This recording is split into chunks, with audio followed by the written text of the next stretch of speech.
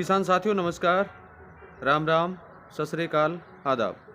किसान साथियों आप अच्छे होंगे, ठीक होंगे, भगवान से कामना करते हैं, दुआ करते हैं आप जहां भी रहें स्वस्थ रहें, अच्छे रहें, आपके काम में दिन दुगनी रात चुगनी उन्नति हो, परम पिता परमेश्वर से हमारी यही कामना है। किसान साथियों मैं अमित महिला, तहसील लुवारू, डिस्ट्रिक्ट भिवानी, हरियाणा से। आज दिनांक 2 अक्टूबर 2022। किसान साथियों हम कुछ समय पहले से लगातार कंटिन्यू जो हमारे मुख्य पोषक तत्व हैं उनके ऊपर ऑलरेडी हमने चर्चा कर ली। अब सहायक पोषक तत्व जो हैं उनके ऊपर बारी बारी हम चर्चाएं करेंगे और उसके बीच में हम कुछ ज़रूरी जो हमारी फसलें हैं, जैसे आलू के ऊपर हमें कीटनाशक के संबंधित बात करना है, सरसों के ऊपर कीटनाशक से संबंधित हमें बात करना है और गेहूं की फसल के ऊपर हमें परिपूर्ण रूप से यानी विधिवत रूप से बातचीत करना है आप लोगों के बीच में। तो उनसे रिलेटेड वीडियो भी जल्दी आप लोगों के बीच में हम शेयर कर पाएंगे। और दूसरी सूचना मैं आप साथियों को ये भी देना चाहता हूँ कि जो भी साथी ये माइक्रोन्यूट्रिएंट जो हमारे द्वारा बताए जाते हैं, मेरे द्वारा जो भी माइक्रोन्यूट्रिएंट बताया जाएगा वो माइक्रोन्यूट्रिएंट वो बताया जाएगा जिसका प्रयोग हमने कर लिया है, और वो माइक्रोन्यूट्रिएंट आपको बताया जाएगा या वो पोषक तत्व बनाने की विधि आपको बताई जाएगी जो बिल्कुल आसान हो और सुलभ हो। कुछ साथियों ने जैसे हमने नाइट्रोजन के ऊपर वीडियो बनाया, फास्फोरस के ऊपर बनाया, पोटाश के ऊपर बनाया, या अन्य जो जिंक के ऊपर हमने आपसे बातचीत की, कैल्शियम के ऊपर हमने बातचीत की, तो कुछ साथियों ने हमें सुझाव भी दिए कि सर इसके अंदर भी ये न्यूट्रिएंट पाया जाता है। मैं मानता हूँ, बिल्कुल उस बात को मैं एग्री हूँ कि डिफरेंट प्रकार की जो हमारी कोई भी उत्पादन है या खाद्यान्न है या कोई भी हमारी मिट्टी है या कोई भी हमारा न्यूट्रिएंट है, उनमें सभी में अलग अलग प्रकार के तत्व पाए जाते हैं। ये बात आपकी बिल्कुल सही है, लेकिन आपको जानकारी है तो अच्छी बात है, लेकिन उनमें जो आप द्वारा जो बताया जाता है उनमें ना के बराबर वो चीज़ें पाई जाती हैं, क्योंकि जो परिपूर्ण रूप से न्यूट्रिएंट युक्त जो होती हैं, पोषक तत्व युक्त जो होती हैं, वो ऑलरेडी वीडियो में चर्चा हम उसकी कर लिए होते हैं। तो मैं वैसे आपका धन्यवाद करता हूं कि आप इस बारे में राय हमें देते हैं, लेकिन उसके लिए क्षमा भी चाहूँगा कि वो चीज़ें हमारे लिए ज़्यादा कारगर नहीं है, इसलिए उन चीज़ों की वीडियो में चर्चाएँ नहीं की जाती हैं। आज हम बात करेंगे सल्फ़र के ऊपर। सल्फ़र वैसे तो देखें तो हमारा एक सहायक तत्व है, सहायक पोषक तत्व है, और आज सल्फ़र की आवश्यकता मुख्य रूप से हर क्रॉप्स को पड़ती है। चाहे आप कैसी भी फसल में क्यों चले जाएं, हर क्रॉप्स में सल्फ़र की आवश्यकता आपको होती है। सल्फ़र की कमी की वजह से उसका तना कठोर हो जाता है, ये भली भांति साथी जानते हैं। सल्फ़र की कमी की वजह से उसकी पत्ते जो हल्के बैंगनी कलर के हो जाते हैं, ये साथी भी आप जानते होंगे, आपने इस बारे में जानकारी ली होगी। और फसल के अंदर सल्फ़र की कमी की वजह से अनाज पकने में टाइम लगता है। और तेलीय जो हमारी फसलें होती हैं, जैसे सरसों होता है, तिल होता है, या सोयाबीन होता है, या जिससे हम तेल निकालते हैं, या सनफ्लावर सूरजमुखी होता है जिनसे हम तेल निकालते हैं, उनको सल्फ़र की ज़्यादा आवश्यकता पड़ती है। अगर उनको आप सल्फ़र परिपूर्ण रूप से आप देंगे, सही ढंग से अगर आप उनको देंगे, तो उसमें तेल की मात्रा बढ़ेगी। ये हमारे सल्फ़र के कुछ महत्वपूर्ण टिप्स हैं जिसके बारे में शायद आप भली भांति जानते भी होंगे। अब हमारे सामने बात ये आती है कि सल्फ़र का उपयोग जो है और सल्फ़र को बनाने की विधि जो है वो क्या है, सल्फ़र का उपयोग हम कैसे करें और कैसे उसकी पूर्ति हम आसानी से कर सकते हैं। मैं सबसे पहले पॉइंट टू पॉइंट बात करूंगा, सबसे आसान चीज़ें जिसके अंदर प्रचुर मात्रा में सल्फ़र पाया जाता है। सबसे पहले सरसों की खली। सरसों की खली के अंदर इतना सल्फ़र पाया जाता है जिसका अनुमान आप नहीं लगा सकते, और सरसों की एक ऐसी खली है जो हर जगह आपको मिल जाएगी, चाहे आप कहीं भी ले सकते हैं आसानी से। सरसों की खली आपको आसानी से मिल जाएगी, और सरसों की खली से सल्फ़र बनाने की दो विधियां हैं। पहली विधि, आप सरसों की खली जो है उसको बारीक पाउडर के रूप में बना के आप प्रति एकड़ जैसे यूरिया, डीएपी इत्यादि का छिड़काव आप करते हैं, उस तरीके से सिंचाई से पहले उसका छिड़काव आप करवा सकते हैं। और साथियों बिलीव नहीं करेंगे, विश्वास नहीं करेंगे आप, सरसों की खली का अगर आप प्रति 1 एकड़ 11 से 15 के बीच में, 11 से 15 किलो के बीच में अगर आप बारीक उसको करके उसका छिड़काव बुरकाव अगर आप करवाते हैं और उसके बाद उसकी सिंचाई आप करते हैं, तो आपकी क्रॉप्स के अंदर एक अलग ही चेंज आप देख पाएंगे, उसके अंदर अलग ही बदलाव आप देख पाएंगे, उसके अंदर हरापन आप अलग से देख पाएंगे। इतना पावरफुल होता है सरसों की खली का माइक्रोन्यूट्रिएंट। ये तो हुआ हमारे पाउडर फॉर्म में।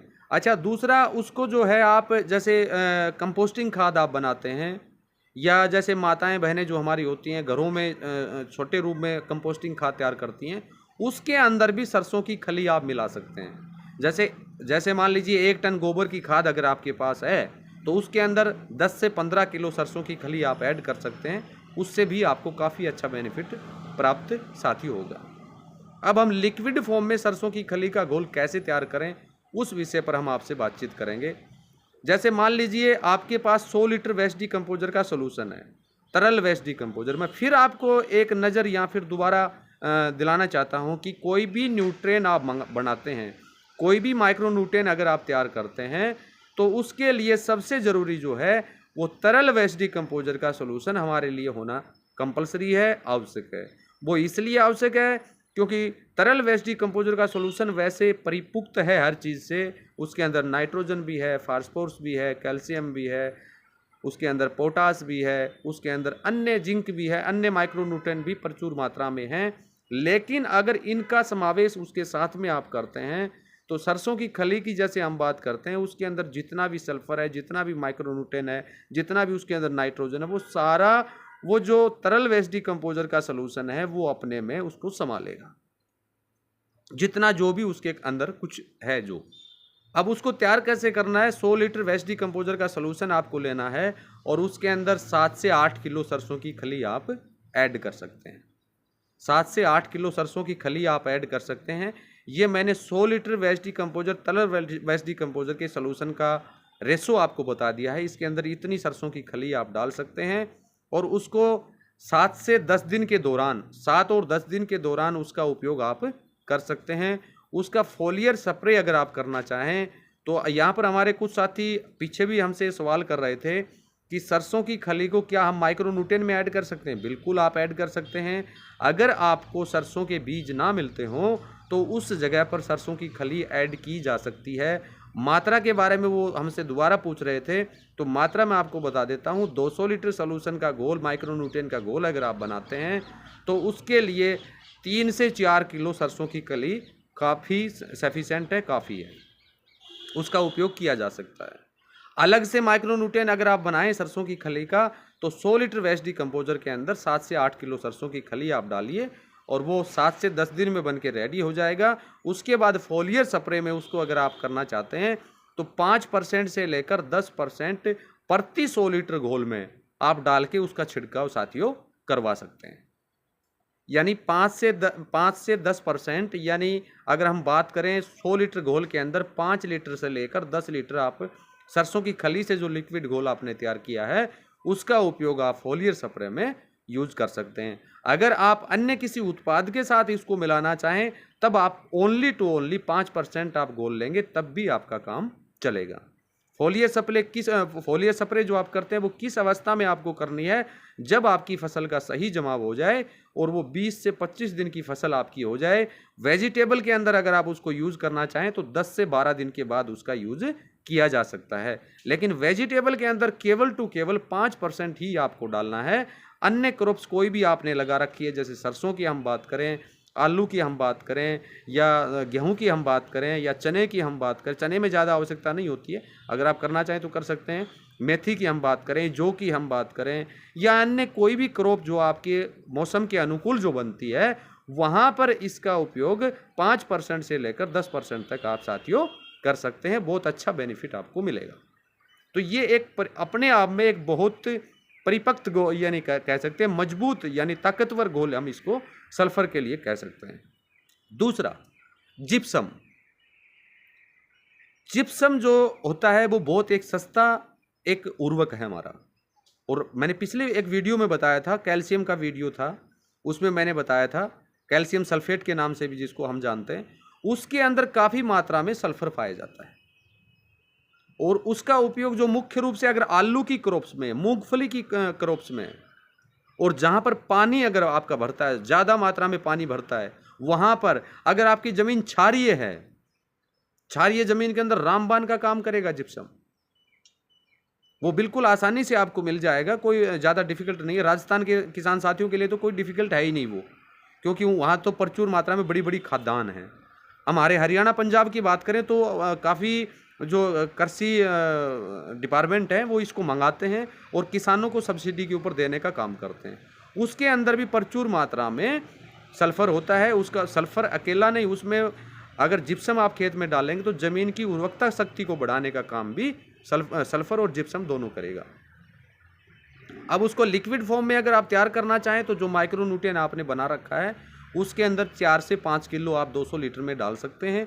अलग से सेपरेट अगर आप उसको बनाना चाहें तो जिप्सम 10 से 15 किलो आप लीजिए और 100 लीटर वेस्ट डिकम्पोजर के सोल्यूशन में डाल के उसका घोल आप तैयार कर सकते हैं। अगर पाउडर फॉर्म में सीधा आप ज़मीन के ऊपर उसका डालना चाहें तो प्रति 1 एकड़ की अगर हम बात करें तो 2 से 3 क्विंटल प्रति 1 एकड़ जिप्सम आप खेत में आखिरी जुताई करने से पहले खेत में डालने का काम करें।